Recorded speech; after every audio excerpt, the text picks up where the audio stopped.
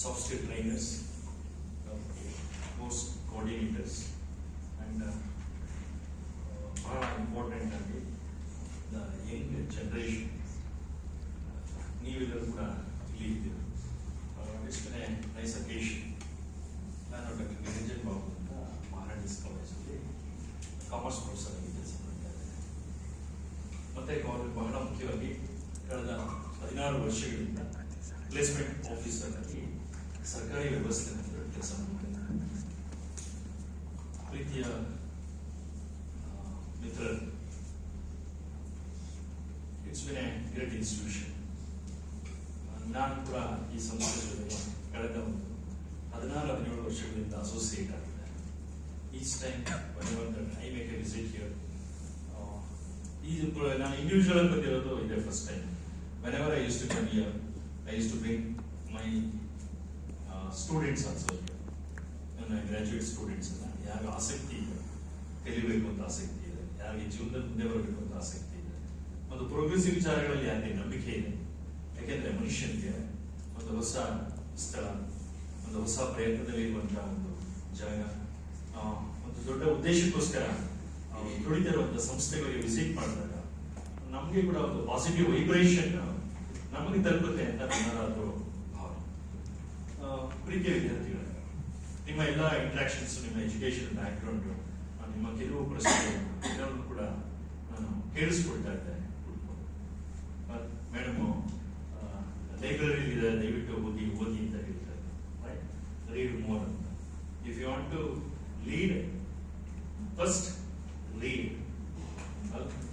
ನೀವು ಏನಾದರೂ ಚಿಂತನೆ ಮುನ್ನಡೆಯಬೇಕು, ಮುನ್ನಡೆಸಬೇಕು ಅಂತಂದ್ರೆ you have to empowers first. ಆ ಎಂಪವರ್ಮೆಂಟ್ ಸಾಧ್ಯ ಆಗುವಂಥದ್ದು ವರ್ಲ್ಡ್ ಅಲ್ಲಿ ಬೆಸ್ಟ್ ಪರ್ಸನಾಲಿಟೀಸ್ ಏನಿದೆ, ಬೆಸ್ಟ್ ಎಫರ್ಟ್ಸ್ ಏನಿದೆ, ಬೆಸ್ಟ್ ಎಕ್ಸ್ಪೆರಿಮೆಂಟ್ಸ್ ಏನಿದೆ, ಬೆಸ್ಟ್ ಯಾರು ಟ್ರೈ ಮಾಡಿದ್ದಾರೆ, ಯಾರು ಗೆದ್ದಿದ್ದಾರೆ, ಯಾರು ಸೋತಿದ್ದಾರೆ ಅನ್ನುವಂತ ಎಲ್ಲವನ್ನು ಕೂಡ ಹಿಂಡಿ ಇಪ್ಪೆ ಮಾಡಿ ಒಂದು ಸ್ಕ್ರಿಪ್ಟೆಡ್ ಆಗಿ ಬರುವಂತದ್ದು ಒಂದು ಪುಸ್ತಕ. ಆಯ್ತಾ? ನಾವೇ ಎಲ್ಲರ ಬದುಕನ್ನ ಹೋಗಿ ಸಂದರ್ಶನ ಮಾಡಿ ಪ್ರಶ್ನೆಯನ್ನ ಕೇಳಿ ನಮ್ಗೆ ಅವಕಾಶ ಸಿಗೋದಿಲ್ಲ, ವಯಸ್ಸಾಗ್ತದೆ ಎಲ್ಲರನ್ನೂ ಸಂದರ್ಶನ ಮಾಡಬೇಕು. ಆದ್ರೆ ಬಹಳ ದೊಡ್ಡ ವ್ಯಕ್ತಿತ್ವಗಳು ಏನಿದ್ದಾರೆ, ಅವರೆಲ್ಲರೂ ಏನ್ ಬರೆದಿಟ್ಟಿದ್ದಾರೆ, ತಮ್ಮ ಪ್ರಯತ್ನಗಳನ್ನ ಪುಸ್ತಕ ರೂಪದಲ್ಲಿ ಬರೆದಿಟ್ಟಿದ್ದಾರೆ. ನಾಲೆಡ್ಜ್ ಇದೆ, ಅವ್ರ ಎಫರ್ಟ್ಸ್ ಇದೆ. ಆಯ್ತಾ? ಫೇಲ್ಯೂರ್ ಕಾರಣ ಇದೆ, ಸಕ್ಸಸ್ಗೆ ಕಾರಣ ಇದೆ. ಸೊ ಹಾಗಾಗಿ if you read more, certainly you will lead more ಅಂತ ನನ್ನ ದೃಢವಾದ ನಂಬಿಕೆ. ಬಹುಶಃ ನಮ್ಮ ಎಲ್ಲ ಸಹಪಾಠಿ ಮಿತ್ರರು ಮತ್ತು ಅಧ್ಯಾಪಕ ವರ್ಗದವರು ನಾವೆಲ್ಲ ಸ್ಟ್ರಾಂಗ್ ಆಗಿ ಬಿಲೀವ್ ಮಾಡೋದಂತೆ, ನಮ್ಮನ್ನ ಇಲ್ಲಿ ನಿಲ್ಲಿಸಿರುವಂಥದ್ದು, ಮಾತಾಡಿಸ್ತಿರುವಂಥದ್ದು ಬಹಳ ಮುಖ್ಯ ಕಾರಣ ಕಮ್ಯುನಿಕೇಶನ್ ಸ್ಕಿಲ್ಸ್. ಸೈಲೆಂಟ್ ಕಮ್ಯುನಿಕೇಶನ್ ಮಾಡುವಂಥದ್ದು ಪುಸ್ತಕಗಳು. ನಾವು ವ್ಯಕ್ತಿಗಳಿಂದನೇ ಇಂಟ್ರಾಕ್ಷನ್ ತಗೊಂಡು ಕಲಿತೀವಿ ಅನ್ನೋದ್ರಿಂದ ನೀವು ಹೆಚ್ಚುವಲ್ಲಿ ಕಲಿಯಲಿಕ್ಕೆ ಅವಕಾಶ ಇದೆ. So coming back to this ಜೆನೆಕ್ಸ್ ಕ್ವಶನ್. ಪ್ರೀತಿಯ ವಿದ್ಯಾರ್ಥಿಗಳು, ಸರ್ಕಾರಿ ವ್ಯವಸ್ಥೆಯಲ್ಲಿ ನಮ್ಮ ಕರ್ನಾಟಕದಲ್ಲಿ ಎಸ್ಪೆಷಲಿ 36.2% ವಿದ್ಯಾರ್ಥಿಗಳು gross enrolment ratio, higher education, ಉನ್ನತ ಶಿಕ್ಷಣಕ್ಕೆ ಬರುವಂತಹ ವಿದ್ಯಾರ್ಥಿಗಳ ಸಂಖ್ಯೆ ಪಡಿಸಬೇಡ 36.2%. ನ್ಯಾಷನಲ್ ಆವರೇಜ್ ಎಷ್ಟಿದೆ gross enrolment ratio? It is 28.3%. ಎಷ್ಟು? 28 ನ್ಯಾಷನಲ್ ಆವರೇಜ್ ಹೇಳ್ತದಂದ್ರೆ ಎಲ್ಲಾ ರಾಜ್ಯಗಳನ್ನು ತೆಗೆದುಕೊಂಡು ನಾವು ಆವರೇಜ್ ಮಾಡಿದಾಗ ಇರುವಂತದ್ದು 28.3%. So 36.2% is a better number, isn't it? ಯಾವ ಸ್ಟೇಟ್? ಕರ್ನಾಟಕ ಸ್ಟೇಟ್. ನಾವು ಹುಟ್ಟಿರುವಂತಹ ರಾಜ್ಯ, ನಾವು ಉಸಿರಾಡ್ತಿರುವಂತಹ ಕನ್ನಡ ನಾಡಿನಲ್ಲಿ 36.2%. ದೇಶದಲ್ಲಿ ನಾವೇನ ನಂಬರ್ 1 ಅಂತಂದ್ರೆ suddenly last year 2024 Tamil Nadu state 49%. ಯಾವುದರಲ್ಲಿ?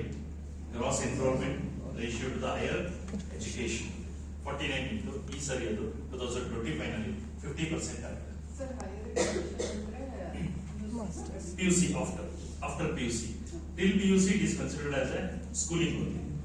+2 it is schooling. ನಮ್ಮ ಕರ್ನಾಟಕದಲ್ಲಿ ಮಾತ್ರನೇ ಆ PU ಗೆ ನಾವು ಕಾಲೇಜ್ ಅಂತ ಟ್ಯಾಗ್ ಲೈನ್ ಮಾಡೋದು ಕರ್ನಾಟಕದಲ್ಲಿ ಮಾತ್ರ. ಹಾಗಾಗಿ ನಮ್ಮ ಹುಡುಗರು PUC ಮಾಡಿದ ತಕ್ಷಣ ಕಾಲೇಜ್ ಮಾಡ್ತಾರೆ ಅಂತ ಅವ್ರಿಗೆ ಸ್ಕೂಲಲ್ಲಿ ಇದ್ದಾರೆ ಅಂತ. ಆದ್ರೆ ಆಡೋದು ಮಾತ್ರ ಸ್ಕೂಲಲ್ಲಿ ಇದ್ದಂಗೆ, ಹೆಸರು ಮಾತ್ರ ಕಾಲೇಜ್ ಅಂತ ಇರುತ್ತೆ. ಸೊ ಅದು ಚಿಕ್ಕವರಿಗೆಲ್ಲ ಒಂದು ಆಸೆ ಇರುತ್ತೆ ಒಳಗಡೆ, ಏನಂತ ನಾವು ಬೇಗ ಬೇಗ ದೊಡ್ಡವರಾಗಬೇಕು ಅಲ್ವಾ. ದೊಡ್ಡವರಾದ್ಮೇಲೆ ಗೊತ್ತಾಗುತ್ತೆ